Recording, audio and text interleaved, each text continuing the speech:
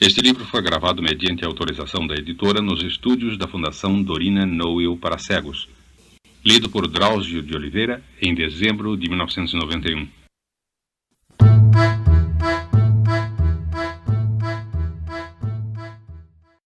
Berenice, de Edgar Allan Poe. Tradução José Paulo Paes. A desgraça é variada. O infortúnio da terra é multiforme. Estendendo-se pelo vasto horizonte como o arco-íris, suas cores são como as deste, variadas, distintas e, contudo, intimamente misturadas.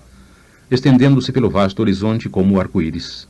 Como é que da beleza derivei eu um exemplo de feiura, da aliança da paz um símile de tristeza?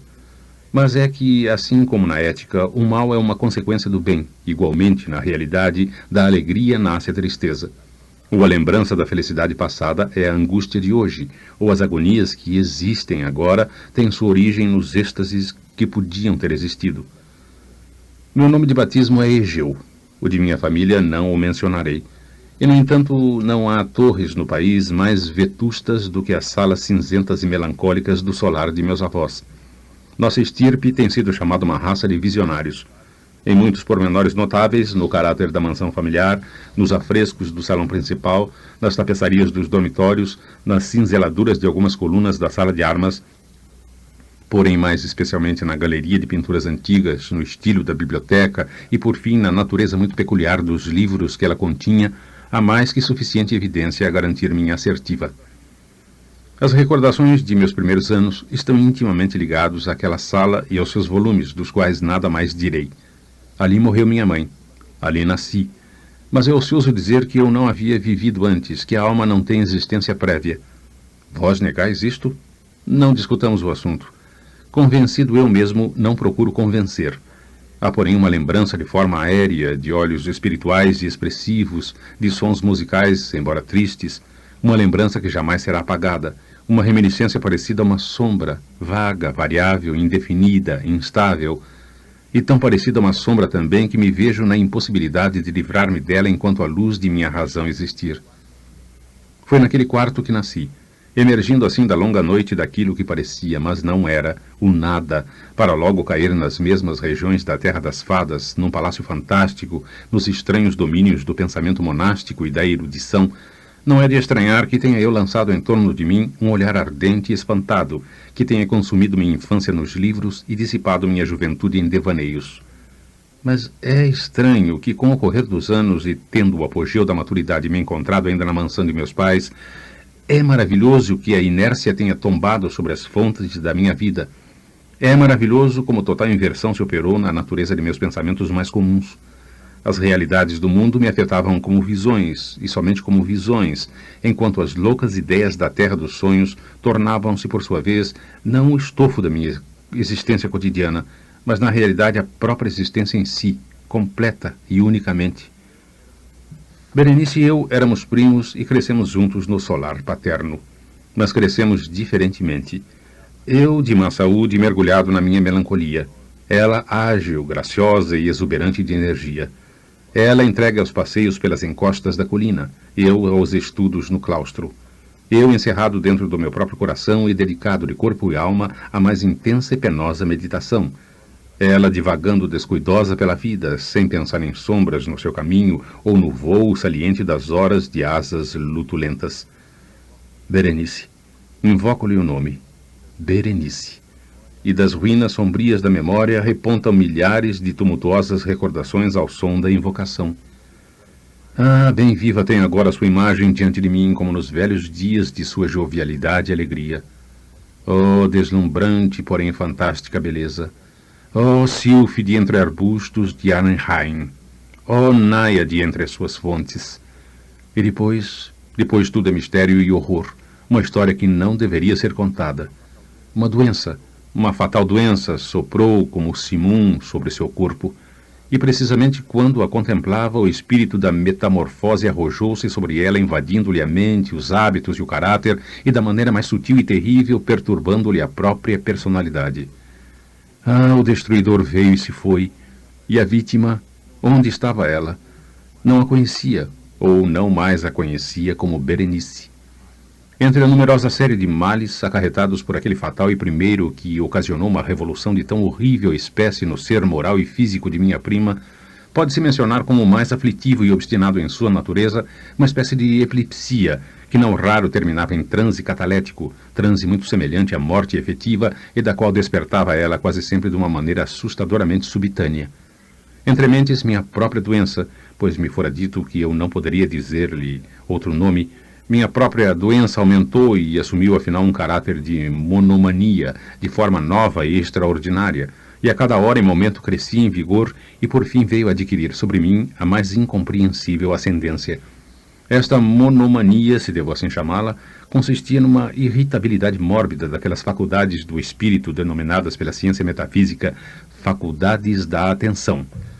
É mais que provável não me entenderem, mas temo deveras que me seja totalmente impossível transmitir à mente do comum dos leitores uma ideia adequada daquela nervosa intensidade de atenção com que, no meu caso, as faculdades meditativas, para evitar a linguagem técnica, se aplicavam e absorviam na contemplação dos mais vulgares objetos do mundo.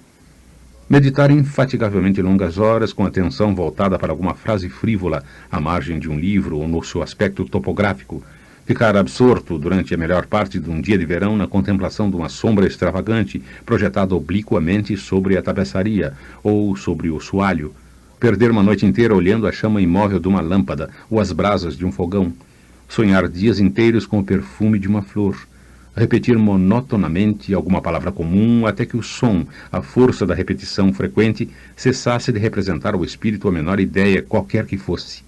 Perder toda a noção de movimento ou de existência física em virtude de uma absoluta quietação do corpo, prolongada e obstinadamente mantida.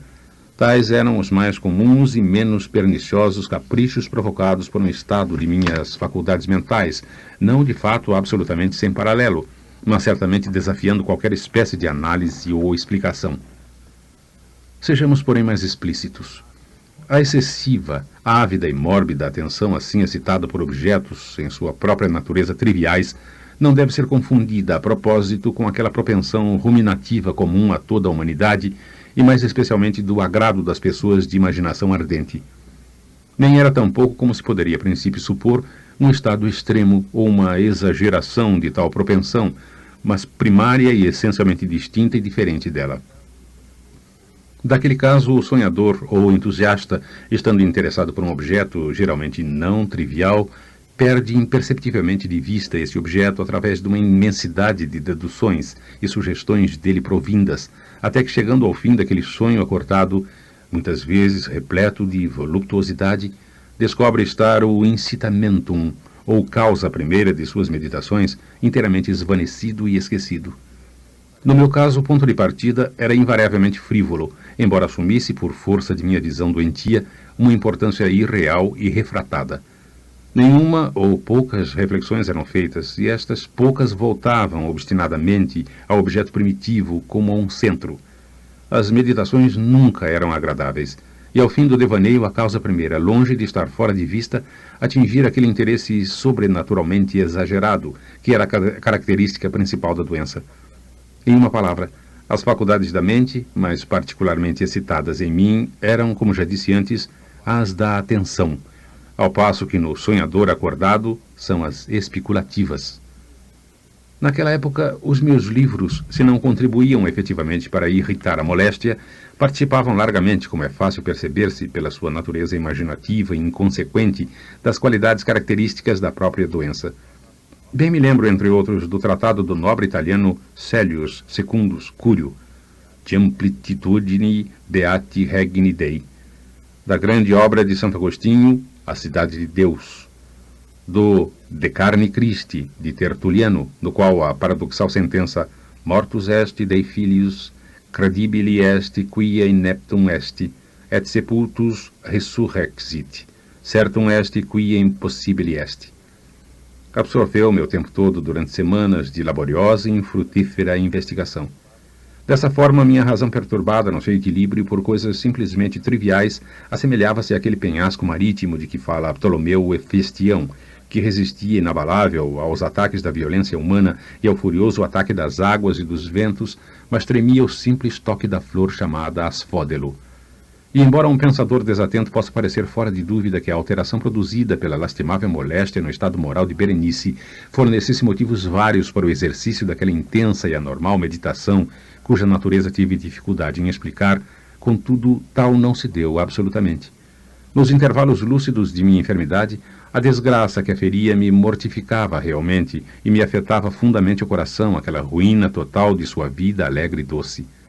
Por isso não deixava de refletir muitas vezes, e amargamente, nas causas prodigiosas que tinham tão subitamente produzido modificações tão estranhas.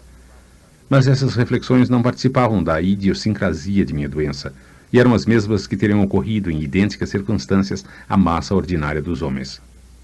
Fiel a seu próprio caráter, minha desordem mental preocupava-se com as menos importantes, porém mais chocantes mudanças operadas na constituição física de Berenice, na estranha e verdadeiramente espantosa alteração de sua personalidade. De modo algum jamais a amara durante os dias mais brilhantes de sua incomparável beleza. Na estranha anomalia de minha existência, os sentimentos nunca me provinham do coração, e minhas paixões eram sempre do espírito. Através do crepúsculo matutino, entre as sombras estriadas da floresta, ao meio-dia e no silêncio de minha biblioteca à noite, esvoaçara ela diante de meus olhos e eu a contemplara, não como a viva e respirante Berenice, mas como a Berenice de um sonho, não como um ser da terra, terreno, mas como a abstração de tal ser, não como coisa para admirar, mas para analisar, não como um objeto de amor, mas como tema da mais abstrusa, embora inconstante, especulação. E agora eu estremecia na sua presença e empalidecia a sua aproximação. Embora lamentando amargamente sua decadência e sua desolada condição, lembrei-me de que ela me amava desde há muito e, no momento fatal, falei-lhe em casamento. Aproximava-se, enfim, o período de nossas núpcias, quando, numa tarde de inverno, de um daqueles dias intempestivamente cálidos, sossegados e nevoentos, que são a alma do belo Alcione, sentei-me no mais recôndito gabinete da biblioteca. Julgava estar sozinho, mas, erguendo a vista, divisei Berenice em pé à minha frente. Foi a minha própria imaginação excitada, ou a nevoenta influência da atmosfera, ou o crepúsculo impreciso do aposento, ou as cinzentas roupagens que lhe caíam em torno do corpo, que lhe deram aquele contorno indeciso e vacilante. Não sei dizê-lo. Ela não disse uma palavra, e eu, por forma alguma, podia emitir uma só sílaba. Um gélido calafrio correu-me pelo corpo. Uma sensação de intolerável ansiedade me oprimia, uma curiosidade devoradora invadiu minha alma e, recostando-me na cadeira, permaneci por algum tempo imóvel e sem respirar, com os olhos fixos no seu vulto. Ai, sua magreza era excessiva e nenhum vestígio da criatura de outrora se vislumbrava numa linha sequer de suas formas. O meu olhar ardente pousou-se afinal em seu rosto. A fronte era alta e muito pálida, e de uma placidez singular. O cabelo, outrora negro, de azeviche, caía-lhe parcialmente sobre a testa e sombreava as fontes encovadas com numerosos anéis, agora de um amarelo vivo, discordando pelo seu caráter fantástico da melancolia reinante em suas feições. Os olhos, sem vida e sem brilho, pareciam estar desprovidos de pupilas, e desviei involuntariamente a vista de sua fixidez vítrea para contemplar-lhe os lábios delgados e contraídos.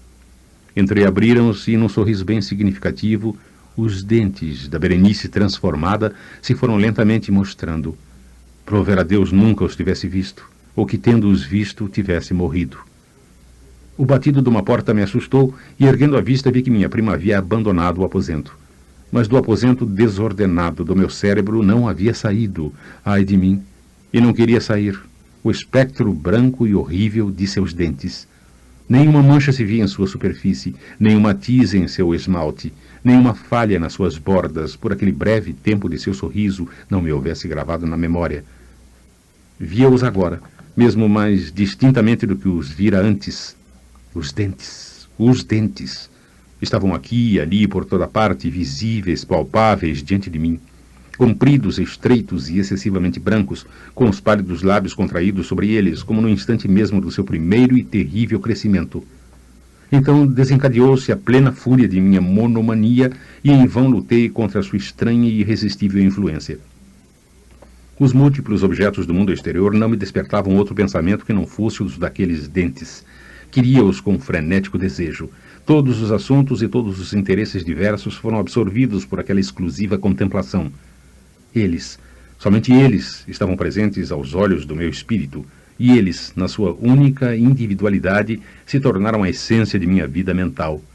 Via-os sob todos os aspectos, revolvia-os em todas as suas peculiaridades, meditava em sua conformação, refletia na alteração de sua natureza, estremecia ao atribuir-lhes, em imaginação, faculdades de sentimento e sensação e, mesmo quando desprovidos dos lábios, capacidade de expressão moral. Dizia-se com razão de Mademoiselle de Salé, que tu se paitaillon des sentiments, e de Berenice, com mais séria razão, acreditava que tu se taillon des idées. Idée. Esse foi o pensamento absurdo que me destruiu. Des idées. Eis por que eu os cobiçava tão loucamente. Sentia que somente a posse deles poderia restituir-me a paz e devolver-me a razão. E assim cerrou-se a noite em torno de mim. Vieram as trevas, demoraram, foram embora. E o dia raiou mais uma vez. E os nevoeiros de uma segunda noite de novo se adensavam em torno de mim. E eu ainda continuava sentado, imóvel, naquele quarto solitário, ainda mergulhado em minha meditação, ainda com o fantasma dos dentes, mantendo sua terrível ascendência sobre mim, a flutuar com a mais viva e hedionda nitidez entre as luzes e sombras mutáveis do aposento. Afinal, explodiu em meio de meus sonhos um grito de horror e de consternação, ao qual se seguiu, depois de uma pausa, o som de vozes aflitas, entremeadas de surdos lamentos de tristeza e pesar. Levantei-me e, escancarando uma das portas da biblioteca, vi, de pé, na antecâmara, uma criada toda em lágrimas, que me disse que Berenice não mais vivia. Fora tomada de um ataque epilético pela manhã, e agora, ao cair da noite, a cova estava pronta para receber seu morador, e todos os preparativos do enterro estavam terminados. Com o coração cheio de angústia e oprimido pelo temor, dirigi-me com repugnância para o quarto de dormir da defunta. Era um quarto vasto, muito escuro, e eu me chocava a cada passo com os preparativos do sepultamento. Os cortinados do leito, disse-me um criado, estavam fechados sobre o ataúde, e naquele ataúde, acrescentou ele em voz baixa, jazia tudo quanto restava de Berenice. Quem, pois, me perguntou se eu não queria ver o corpo. Não vi moverem-se os lábios de ninguém, entretanto a pergunta fora realmente feita, e o eco das últimas sílabas ainda se arrastava pelo quarto. Era impossível resistir, e com uma sensação opressiva dirigi-me a passos tardos para o leito. Ergui de manso as sombrias dobras das cortinas, mas deixando-as cair de novo, desceram elas sobre meus ombros, e separando-me do mundo dos vivos, me encerraram na mais estreita comunhão com a defunta. Todo o ar do quarto respirava morte, mas o cheiro característico do ataúde me fazia mal e imaginava que um odor deletério se exalava já do cadáver. Teria dado mundos para escapar, para livrar-me da perniciosa influência mortuária, para respirar uma vez ainda o ar puro dos céus eternos. Mas faleciam-me as forças para mover-me, meus joelhos tremiam e me sentia como que enraizado no solo, contemplando fixamente o rígido cadáver, estendido ao comprido no caixão aberto. Deus do céu, seria possível? Ter-se-ia meu cérebro transviado? Ou o dedo da defunta se mexera no sudário que a envolvia? Tremendo de inexprimível terror, ergui lentamente os olhos para ver o rosto do cadáver. Haviam-lhe amarrado o queixo com um lenço, o qual não sei como se desatara. Os lábios lívidos se torciam numa espécie de sorriso, e por entre sua moldura melancólica os dentes de Berenice, brancos, luzentes, terríveis, me fixavam ainda com uma realidade demasiado vívida. Afastei-me convulsivamente do leito e, sem pronunciar uma palavra, como louco, corri para fora daquele quarto de mistério, de horror e de morte. Achei-me de novo sentado na biblioteca, e de novo ali estava só. Parecia-me que havia pouco despertara de um sonho confuso e agitado. Sabia que era então meia-noite, e bem ciente estava de que antes do pôr do sol, Berenice devia ter sido enterrada. Mas do que ocorrera durante esse tétrico intervalo eu não tinha qualquer percepção positiva, ou pelo menos definida. Sua recordação, porém, estava repleta de horror. Horror mais horrível porque impreciso, terror mais terrível porque ambíguo. Era uma página espantosa do registro de minha existência, toda escrita com sombrias, medonhas e ininteligíveis recordações. Tentava decifrá-la, mas em vão. E de vez em quando, como o espírito de um som evadido, parecia-me retinir nos ouvidos o grito agudo e lancinante de uma voz de mulher. Eu fizera alguma coisa. Que era, porém? Interrogava-me em voz alta e os ecos do aposento me respondiam. Que era? Sobre a mesa a meu lado ardia uma lâmpada e perto dela estava uma caixinha. Não era de aspecto digno de nota e eu frequentemente a vira antes, pois pertencia ao médico da família.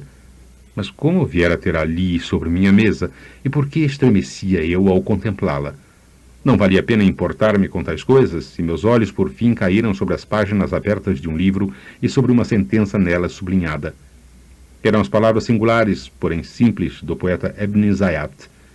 Dicebant mi sodalis, si sepulcrum amisse visitarem, curas meas alinquantulum fore levatas. Por que então, ao lê-las, os cabelos da minha cabeça se eriçavam até a ponta e o sangue de meu corpo se congelou nas veias? Uma leve pancada soou na porta da biblioteca, e pálido como o habitante de um sepulcro, um criado entrou na ponta dos pés.